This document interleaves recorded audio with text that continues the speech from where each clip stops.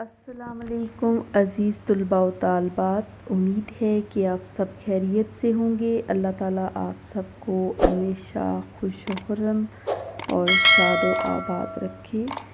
میری ڈھیروں دعائیں آپ سب کے لیے۔ اللہ تعالیٰ آپ سب کو زندگی کے ہر میدان میں کامیاب کرے۔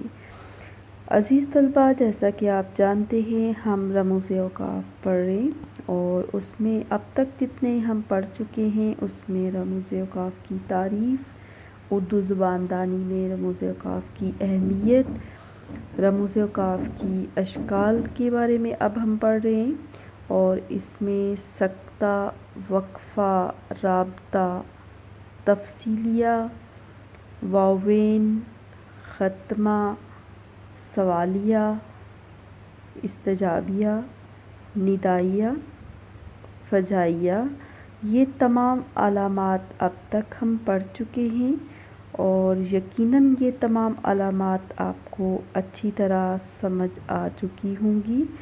اور اگر کسی نے یہ لیکچر نہیں سنا اور دوبارہ سننا چاہتے ہوں تو ڈسکرپشن میں اس کا لنک موجود ہوگا، آپ اس کو دوبارہ سن سکتے ہیں۔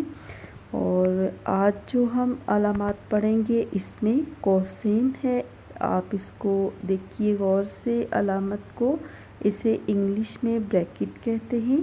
یہ علامت تحریر میں جملہ متعارضہ کو اصل تحریر سے نمایاں کرنے کے لیے استعمال ہوتی ہے۔ جملہ متعارضہ سے مراد ایسا جملہ ہے جس کا اصل جملے سے کوئی تعلق نہ ہو، لیکن وہ کسی جملے یا لفظ کی وضاحت یا تفصیل بیان کرنے کے لیے بطور طنز استعمال ہوتا ہے۔ کیا ہے کہ یہ علامت تحریر میں جملہ متعارضہ کو اصل تحریر سے نمایاں کرنے کے لیے استعمال ہوتی ہے۔ اور دوسرا اہم چیز جو آپ کو یاد رکھنی ہے، جملہ متعارضہ کیا ہوتا ہے؟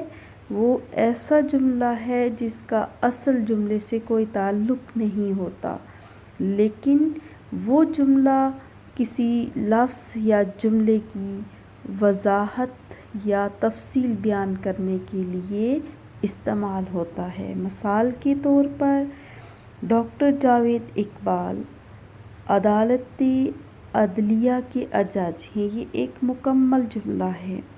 اب اس میں کچھ اضافی معلومات دینا چاہتی ہوں جو اس اصل عبارت سے اس کا تعلق نہیں ہے بلکہ اس تحریر کو نمایاں کر رہی ہے۔ جملہ متعارضہ اس کو کہیں گے جس کو ہم نے قوسین کے اندر لکھنا ہے۔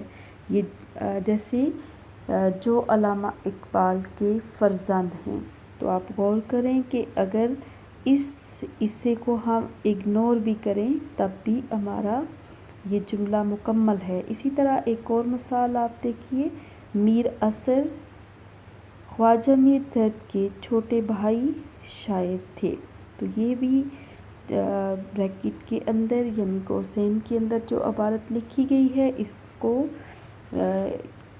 جملہ متعارضہ کہیں گے، اور یہ عبارت ایک اضافی معلومات کے طور پر دی گئی ہے، اور اس کا یقیناً آپ کو اچھی طرح سے سمجھ آ گئی ہوگی، اور اس کو آپ نے ذہن میں رکھنا ہے کہ یہ جملہ متعارضہ کیا ہوتا ہے اور قوسین کا استعمال ہم کون سے جملوں میں کر سکتے ہیں۔ امتحانی پوائنٹ آف ویو سے بھی یہ امپورٹنٹ ہے، اس لیے اس کو اچھی طرح سے ذہن نشین کر لیجیے۔ اب نیکسٹ ہم پڑھیں گے علامت حذف۔ یہ بھی ختمے کی شکل کی علامت ہوتی ہے، اور چھوٹے چھوٹے نشان اس طرح کے لگا کر ہم اس علامت کا استعمال کرتے ہیں۔ اور یہ علامت کہاں پر استعمال ہوتی ہے؟ یہ علامت وہاں استعمال ہوتی ہے جہاں کسی بات کو ادھورا چھوڑنا ہو یا کسی طویل عبارت کا اقتباس دینا مقصود ہو۔ مثال کے طور پر کل پولیس نے چند نوجوانوں کو، جو آگے ہم علامت حذف ڈال دیتے ہیں، اور رنگے ہاتھوں پکڑ لیا۔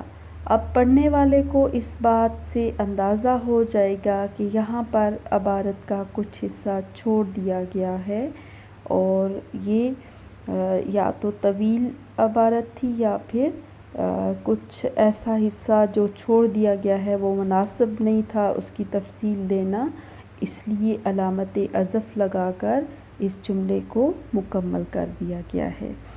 اسی طرح ایک اور مثال آپ دیکھ سکتے ہیں، یہ درمیان میں بھی لگائی جا سکتی ہے، اور اس کو ہم شروع میں کوئی آدھا جملہ لکھ کے آگے بھی علامت حذف ڈال کر چھوڑ سکتے ہیں۔ اور سیکنڈ مثال آپ اگر اس پہ غور کریں، اگر وہ باز نہ آیا تو، اب تو کے بعد نہ جانے کہنے والا کیا کہنا چاہتا ہے، اس کے بعد ہم نے علامت حذف کا استعمال کر کے عبارت کو ادھورا چھوڑ دیا ہے۔